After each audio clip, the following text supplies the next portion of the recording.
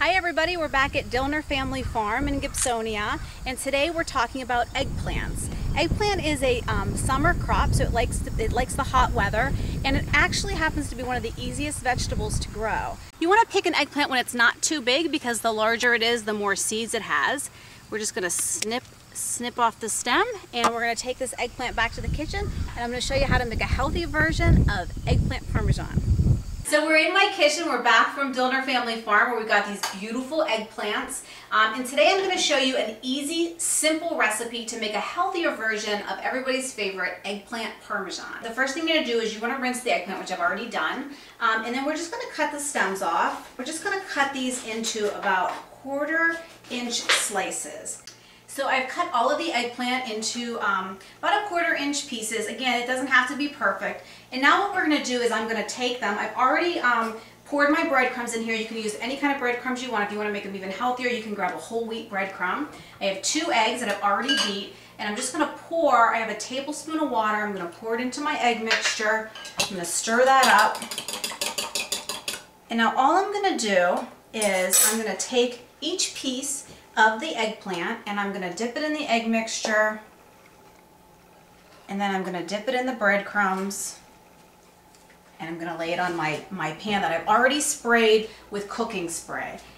So we have all of our eggplant breaded, and as you can see, I lightly breaded them. In fact, we had some breadcrumbs left over from this recipe that only used 2 eggs. So all you're going to do at this point is we're going to put them in the oven, 375, and I'm going to leave them in there until they're golden brown on both sides, and I'll probably be flipping them one time during the cooking process.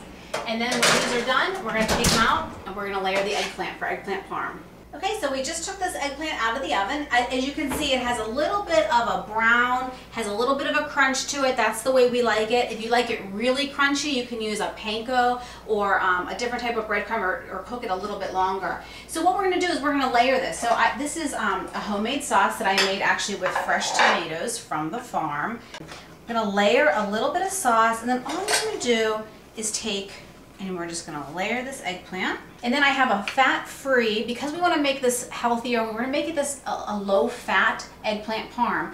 We have a fat-free ricotta cheese. Now some people would say no way. Obviously if you get regular part skim, it's going to increase the fat content a little bit. And all we're going to do is we're going to put a spoonful on each piece, and that is going to be our layer of ricotta. So there we go. We just layer that like that. This is the way that I like to do it. I also like to sprinkle a little bit of Parmesan cheese over the top of it.